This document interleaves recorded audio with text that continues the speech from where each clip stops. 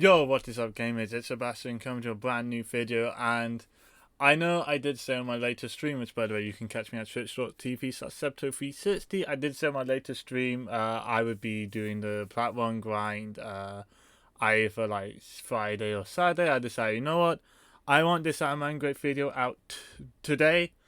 By today I mean tomorrow, because I'm recording it a day before. But anyways, I want it out literally tomorrow, so I'm just gonna finish it off. Like, I literally only had 4 matches to do, but I made it to plat 1.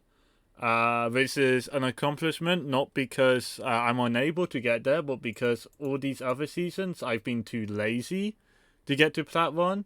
And this time, you know what? Salamangreat has been such a fun deck. I've unironically wanted to grind all the way to plat 1. I still want to play games with Salamangreat. That's how fun Salamangreat is. Like, every other season I played at Tri-Brigade, I played Tough Control, but like, it was just so boring that as you could see, I couldn't even be bothered finishing the season. But, you know, it's like this 7th day of April, sorry, that this video is coming out, and you know, I'm plat 1. Because this deck is so fun and so good. There was a few mishaps along the way, but we live and learn. And let's get onto the deck. It's not the best deck, so obviously it's not going to always win, but I think it's still really good, really strong. So let's get into it. So here's the deck list. As you can see, it's this very simple Salamangreat list. Feels a bit basic maybe. But that's probably because it kind of is basic, but you know, the deck's still very fun. So let's go into the card by card, and I can tell why I do it. So firstly, 2 Failure. I used to play only 1 Failure with the Cypher package, but I drew Gamma Driver like a bit too many times. Especially, I had a game where I drew Gamma Driver Sanctuary. Obviously, I didn't win that game. Maybe I did, I don't know. This deck's good anyway, so maybe I did. You can never tell. I don't remember. But anyways, I decided, you know, I'm just going to play Failure. I'm just going to play another Nib, whatever. So 2 Failure, 3 Mat C, 3 Ash Blossom. Then we play 3 Flame Buffalo. This card is broken because it says draw 2 cards. What's that other? Lady Debug? Awful card. Get that card out of here. Awful, plus Ogre Bait, plus Ash Bait. Like, everything's wrong with Debug. And like, when you debug at Gazelle, it's like you have to do a weird line where you Sanctuary relink Bale. And nobody wants to do that.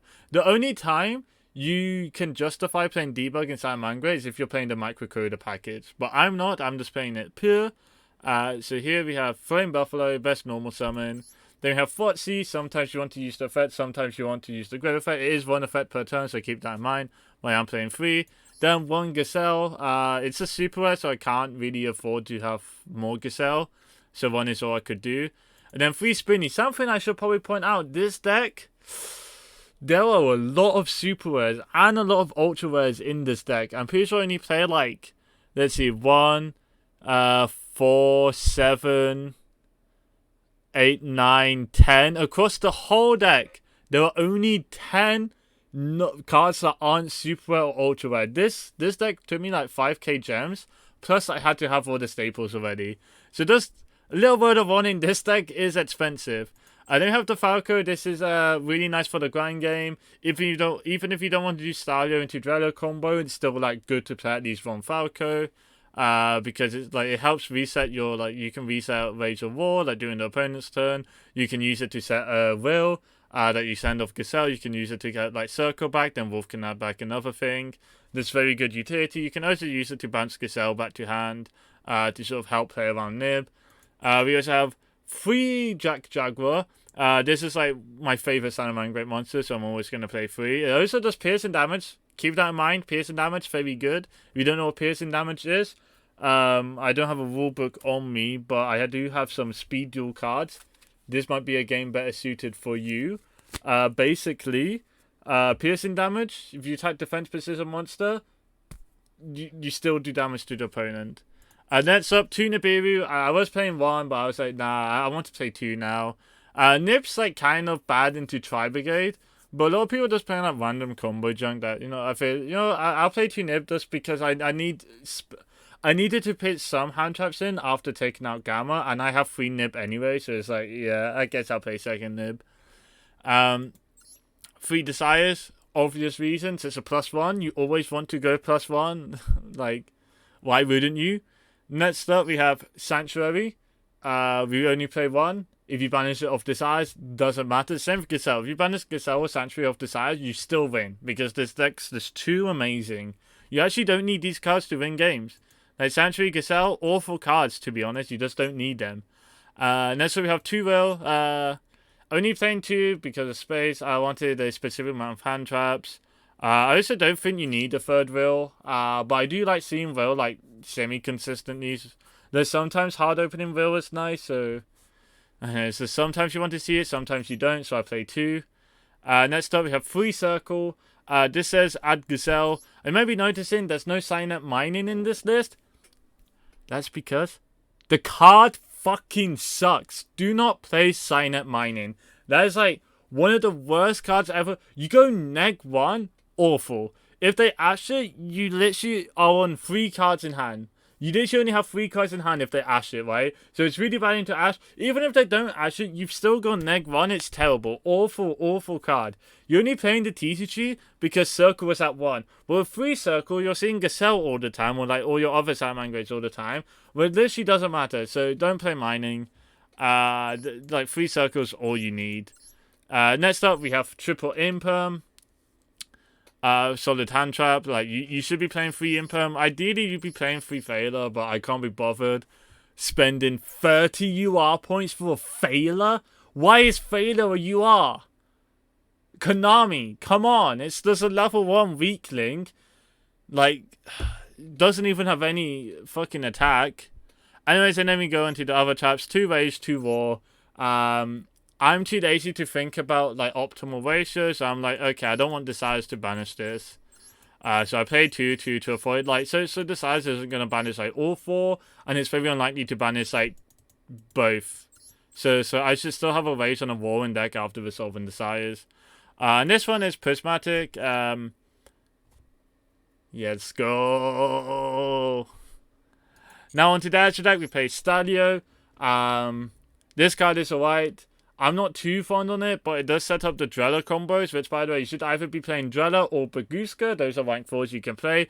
Personally, I think Dreller is really nice right now, because it also stops Blot Dragon from resolving, it stops the Drytron Grave effect, and it stops the Tri-Brigade Grave effect. Now, Baguska is also still very strong into Tri-Brigade, and I think it's still strong into Adamancipator. I mean, that makes sense, right, surely. But yeah, but I just prefer Dreller. And if you have that Dreller plus like a trap, which it's easy to like if you open like either the traps or like if you open a level 4, plus Gazelle, you get like both a trap and Dreller easily. So I don't know, Dreller plus a trap is just always going to win. Then we play triple Bale Links. You can play 2, I guess. Like there's an argument to play 2. But I don't like that argument. I like just playing 3, so you can be ignorant. But let's say you can't afford it, or you want to play a 13-card extra deck. You can cut up Bailins, and realistically, you won't need a third Bailin in most of the games. I just think it comes up too often in like the grindier games. Next we have Phoenix. This is really broken. Like, unironically, like it being fire makes it so insane. You can go like Bailins with Phoenix underneath it to then to like pop a card and then you get Phoenix co-linked effect where if it points to a monster that points to it, like the arrows like meet, then you get to draw a card. It literally like they combine and births a card. So Nightmare Phoenix unironically has a lot of synergy with this deck. Also because it's fire, you know what Sunlight Wolf says? 2 fire effect monsters. You know what Heatleo says? 2 plus fire effect monsters. I know some people aren't aware of what Heatleo does, but it is 2 plus fire effect monsters. So Phoenix plus Bale can go into Heatleo, Phoenix plus Bale can go into Wolf, or you can go like Wolf Phoenix into Heatleo, whatever. You understand, you understand. Notice how we have Update Jammer. This is important to set up OTKs. Update Jammer, if you use it to link summon a monster, that link monster can attack twice. That's a lot of attacks. Basically, that's all you use it for. Next up, we have Sunlight Wolf.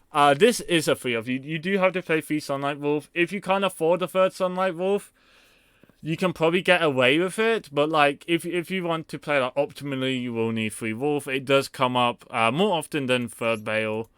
Just to let you know that the 3rd Wolf is kind of important. Then we have Splash Mage. This is important for the 1-card access code. Yeah, by the way, any of these Salamangreats, not Spinny, Foxy, Gazelle, Jaguar, these are all 1-card access codes. Just letting you know, because you go like Bale plus the Salamangreat into Splash Mage bring back, make transcode bring back Splash Mage, make access code. So all your Salamangreats are just 1-card access code. Here's transcode. Something to note, if you summon Dweller or Phoenix, you can't activate transcode effect that turn because transcode says you can't special summon non-cybers monsters the turn you activate its effect. But it's still a very solid card. There are some instances where you want to go Wolf into transcode bring back Wolf. Because if transcode points to a monster that points to it, instead of drawing a card like Phoenix, it will just make the monster gain 5 on tap, but it also can't be targeted. So you get like a 2-3 attack Sunlight Wolf that can't be targeted, and a 2-8 attack transcode that can't be targeted either. So there's like some instances you want to do this transcode Wolf. Most of the time you're just using it to bring back update jammer, then going into access code. And there are some combinations, like some moments where you go you leave transcode on the board and you make access code point to it so they can't like imperm or failure the access code. Because that's like a way to deal with access code. You can imperm or failure it so it loses the attack. But if it points to transcode and transcode points to it, then they aren't able to target it, so they can't fade or imperm it. And also we have Heatio, very solid for dealing with back row, unironically comes up a lot. So is playing 2. You don't necessarily need the second Heatio, you don't even need 1 Heatio. Like, if you really, like, are desperate on cutting the URs, you can cut Heatio, but Heatio has come up for me quite a bit. So I definitely recommend playing 2 if you have, like, limitless budget. And then finally we have access code, like, the most powerful monster in this deck. Literally, like, most of your games are going to be ending with access code, or, you know, maybe there's games where you're playing around Nib and you just play, like, transcode Wolf beatdown or Heatio beatdown, but those games are irrelevant. What matters is, like, the games where you just get to beat down on your opponent with access code.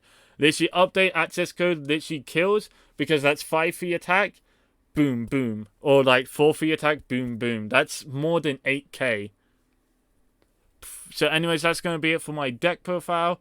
If you like it, please leave a subscribe. It says right there, subscribe. Also follow me on Twitch at twitch.tv/Scepter360. Follow me on Twitter. All these links will be in the description below. And until next time, I'll see you gamers later.